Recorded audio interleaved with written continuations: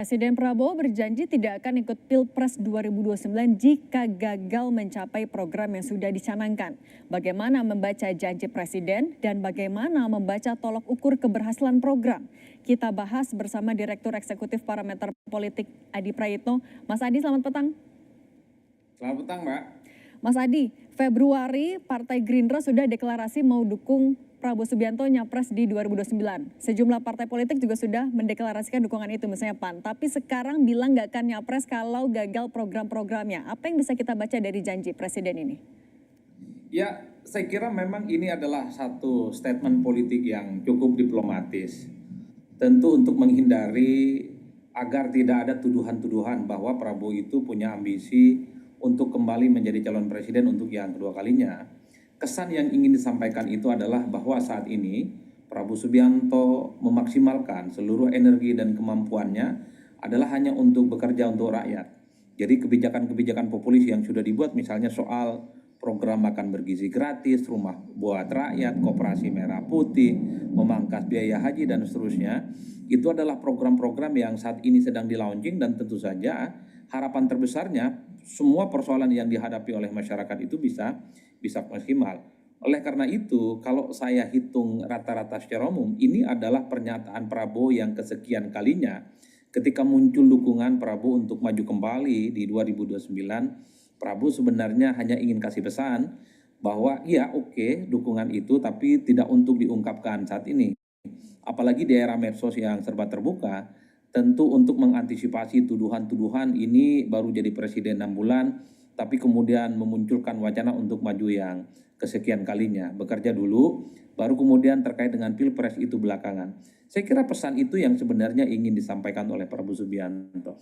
Nah, yang kedua, bagaimana cara mengukur soal kinerja Prabowo itu bisa terwujud ataupun tidak? Ya tentu kalau kita membaca argumen rata-rata secara umum ya adalah salah satunya pakai argumen-argumen survei yang itu juga bagian dari misalnya survei opini publik. Misalnya memasuki 100 hari ataupun 6 bulan kinerja Prabowo Subianto, saya kira memang tingkat approval rating dan kinerjanya kan diapresiasi.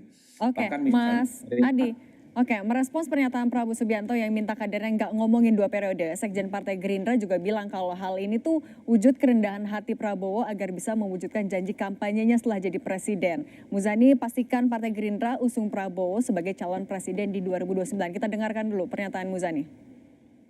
Tapi tentu saja sebagai orang yang kita calonkan sebagai ketua Dewan Pembina, beliau rendah hati, beliau anda pasor, beliau menghargai keinginan kader termasuk kemarin Tunas Indonesia Raya yang merupakan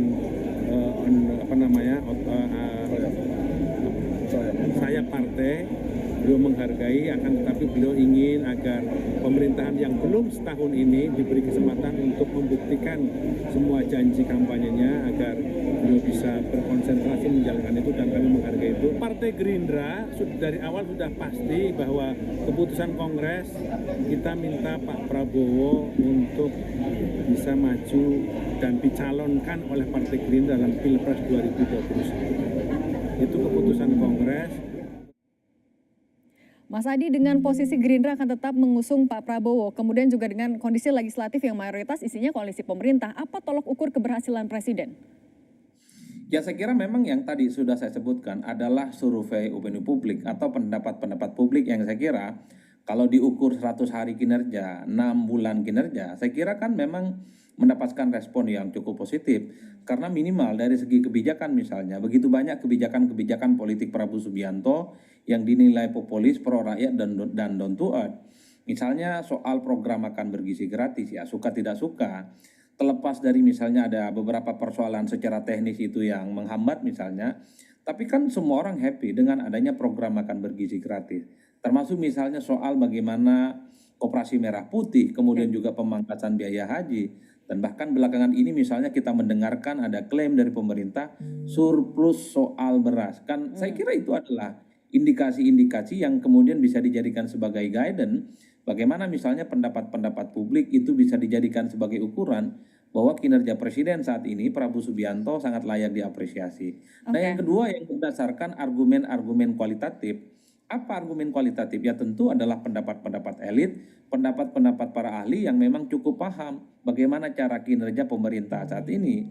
Kalau kita menggunakan pendekatan semua partai politik dan di DPR ya, saya kira memang semuanya mengapresiasi minimal di 6 bulan Prabowo Subianto jadi presiden, semua sangat mendukung dan mensupport apa yang sudah dilakukan, terutama program yang pro rakyat. Oke.